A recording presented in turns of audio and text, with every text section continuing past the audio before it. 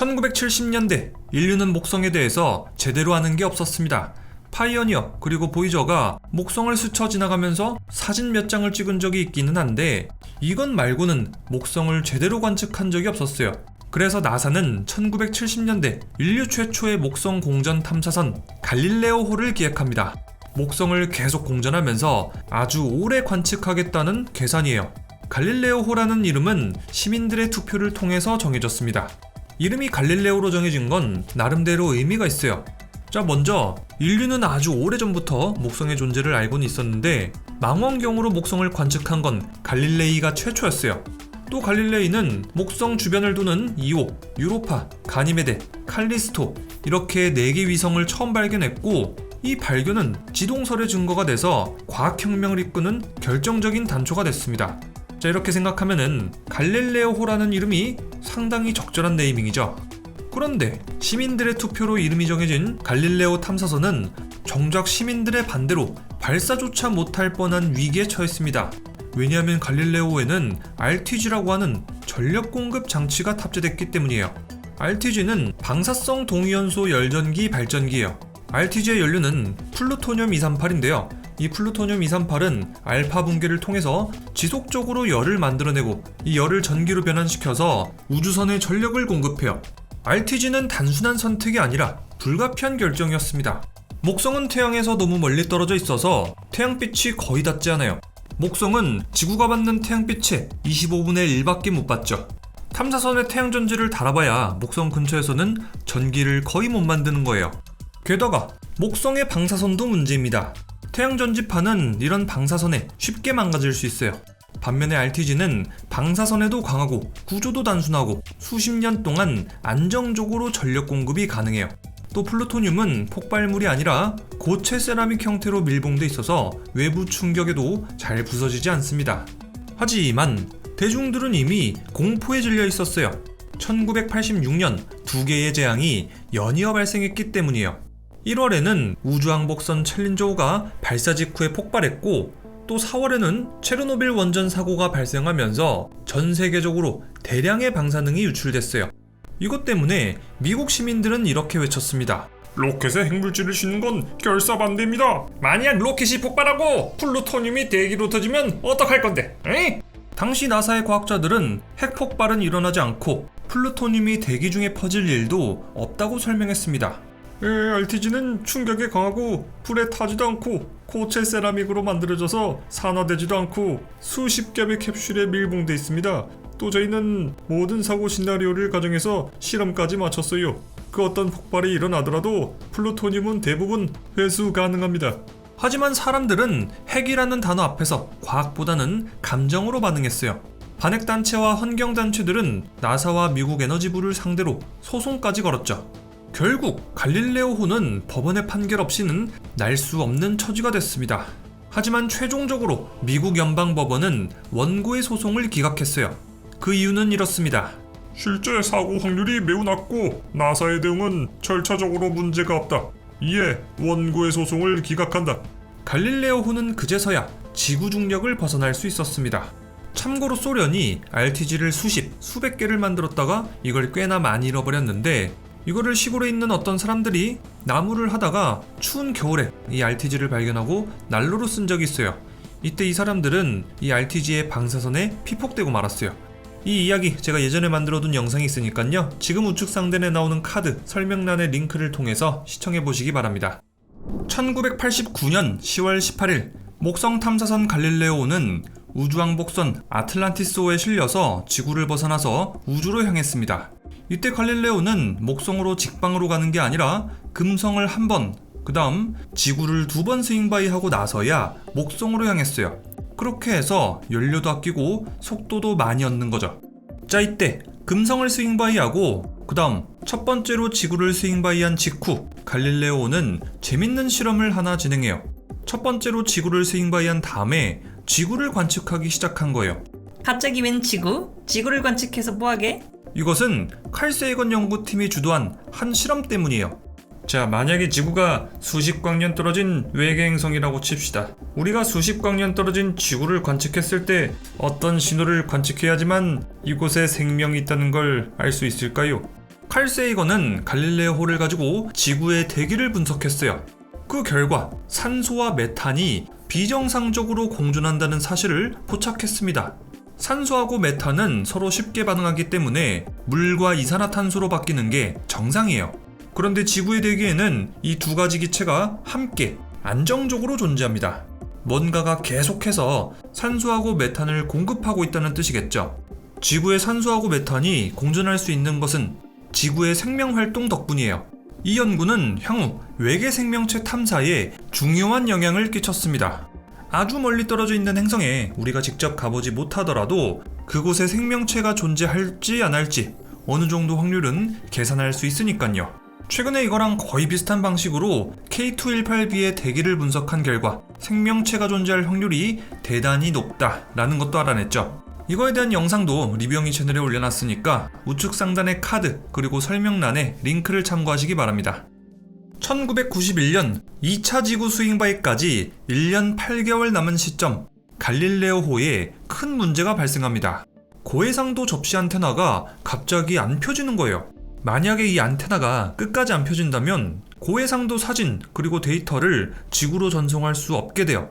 만약에 끝까지 이 안테나를 펼 수 없다면 미국은 더럽게 비싸고 무거운 깡통을 목성으로 보낸 거나 마찬가지가 돼버립니다. 그래도 과학자들은 포기하지 않고 해결책을 찾아냈어요.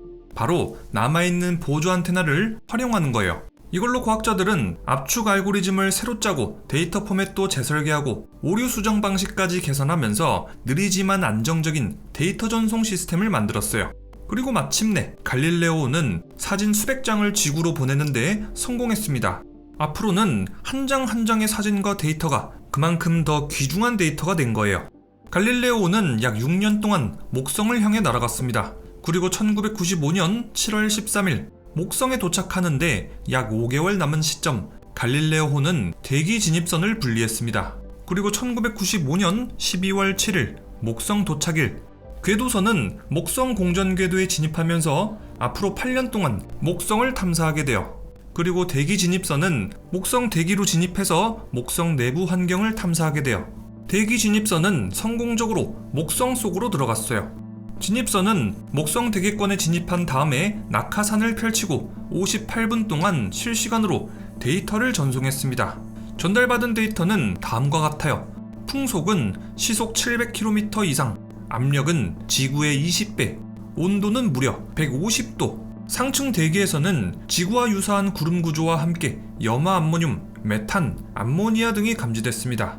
목성의 대기는 끝없는 지옥의 소용돌이였어요. 진입선은 계속 하강합니다. 하지만 목성의 대기가 워낙에 고압의 환경이었기 때문에 진입선은 결국 대기 속 약 160km 지점에서 통신이 끊기면서 소실됐습니다. 진입선은 목성의 거대한 압력 때문에 파괴된 것으로 추정돼요. 만약에 진입선이 계속해서 하강했다면 목성의 핵 위에 있을 것으로 추정되는 금속 수소층까지 도달했을 겁니다. 그렇게 갈릴레오는 인류 역사상 최초이자 유일하게 목성 대기를 실시간으로 체험하고 기록했습니다. 궤도선은 목성 궤도를 돌면서 목성 그리고 주변 위성들을 관측했어요. 목성계는 그 자체로 작은 태양계라고 할 정도로 위성이 정말 많습니다. 현재까지 확인된 위성만도 무려 95개나 되죠. 그 중에서도 궤도선의 주요 목표는 갈릴레오 갈릴레이가 최초로 발견한 4대 위성 이오, 유로파, 가니메데, 그리고 칼리스토에 대한 집중 탐사입니다. 갈릴레오호는 먼저 이오에서 수 킬로미터 높이로 솟아오르는 화산 분출 장면을 직접 찍었습니다. 이오의 표면은 유황화합물로 뒤덮여 있어서 전체적으로 노랗고 붉은빛이 섞인 독특한 색깔을 띠고 있었죠. 게다가 이오에는 활화산들이 수백 개나 동시에 활동 중이라서 표면은 녹아내린 아스팔트처럼 끈적이는 용암이 흐르는 모습이었습니다. 지금까지 이오에서는 400개가 넘는 화산이 발견됐는데요. 그만큼 이오는 태양계에서 화산 활동이 가장 격렬합니다. 이오가 붉은 화산의 위성이었다면 그 다음 만날 유로파는 차가운 얼음의 위성입니다. 유로파의 표면은 마치 금이 간 유리판처럼 수많은 줄무늬 그리고 균열이 가득했어요. 과학자들은 이것을 얼음 지각이 실제로 움직이고 있다는 증거라고 봤습니다.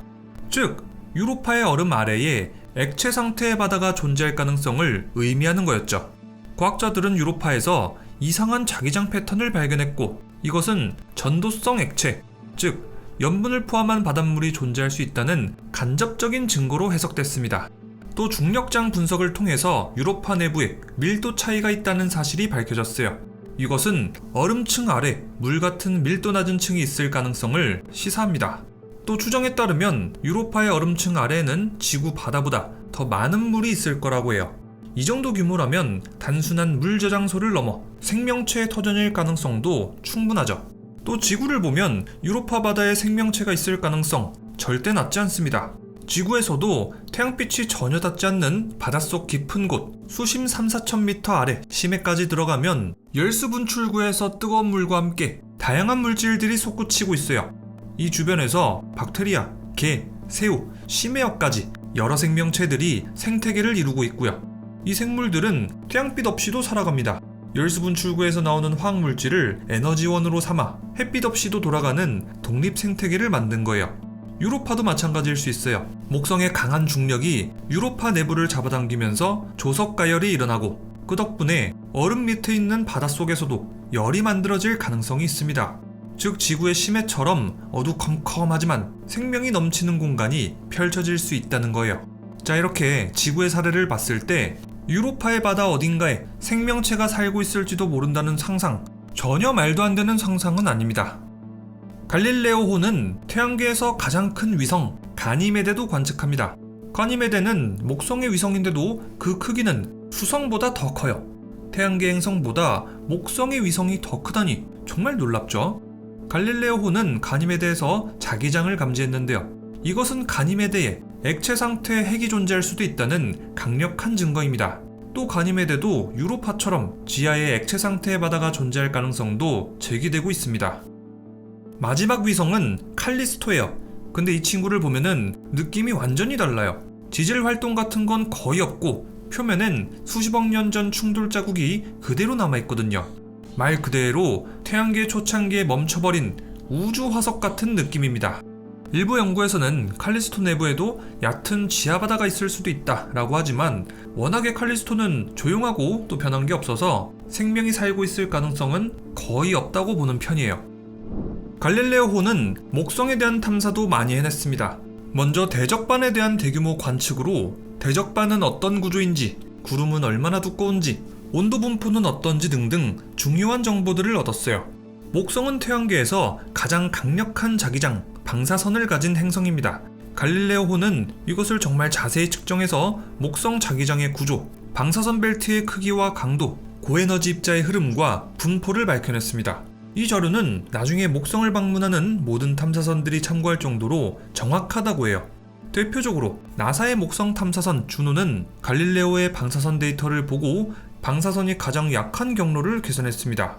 자, 다음 목성에도 아주 희미한 고리가 있다는 거 알고 계셨나요? 갈릴레오호는 고리의 구성 성분, 밀도, 분포를 분석했습니다. 그 결과 목성의 위성에 운석이 떨어졌을 때 먼지가 풀풀 휘날리게 됐는데 이 먼지들이 모여서 목성의 고리를 만들었다고 해요. 네 번째, 목성의 자전과 목성 내부 구조. 목성은 그 속에 지구 1300개를 넣을 수 있을 정도로 겁나게 큽니다. 그런데 목성의 하루는 겨우 10시간으로 자전 속도가 말도 안 되게 빨라요. 그래서 목성의 적도는 크게 부풀고 극은 납작한 마치 물풍선 같은 이상한 모양을 하고 있죠. 그런데 이게 단순히 모양이 이상하네 하고 끝나는 게 아니에요. 이것은 목성 내부 질량이 어떻게 퍼져 있는지, 목성 안에 뭐가 들어있는지를 알려주는 중요한 단서거든요. 여기서 갈릴레오호는 목성의 중력장을 정밀 측정, 목성 내부의 밀도 차이를 알아냈고 목성의 중심부에 더 무거운 물질이 몰려있다는 사실을 알아냈습니다. 또 후속 탐사선 주노도 이 데이터를 바탕으로 목성 내부의 금속 수소층, 암석핵 존재 가능성 등을 더 깊게 파고들게 됐습니다. 갈릴레오호의 임무는 1997년에 종료될 예정이었어요. 그런데 갈릴레오호의 상태가 생각보다 너무 좋아서 나사는 임무를 연장하기로 했어요. 그러다가 6년이 더 지나서 장비도 노후화되고 연료도 다 떨어져 가서 결국 2003년 나사는 갈릴레오호를 임무 종료하기로 결정했습니다. 이때 나사는 갈릴레오호를 목성의 대기 속으로 고의적으로 추락시키기로 했어요. 이것은 바로 유로파를 보호하기 위해서였어요. 갈릴레오의 궤도는 통제를 잃는다면 언제든지 유로파 궤도로도 진입할 수 있었어요. 그런데 아까 전에 설명했듯이 유로파에는 생명이 존재할 가능성이 있다고 했죠. 갈릴레오호는 지구에서 출발했기 때문에 아무리 살균을 해도 박테리아를 100% 다 없애긴 힘들어요. 우주방사선에 오래 노출됐다고 해도 일부 생명체는 살아남을 수도 있죠. 자, 그래서 혹시라도 갈릴레오가 유로파에 떨어진다면 여기 붙어있던 지구 미생물이 유로파의 얼음바다에 떨어져서 그 세계를 엉망으로 만들어버릴 수도 있어요. 그래서 나사는 아예 이 탐사선을 목성으로 보내서 파괴시키기로 결정했어요. 2003년 9월 21일 갈릴레오호는 시속 17만 킬로미터의 속도로 목성 대기 속으로 돌진했습니다.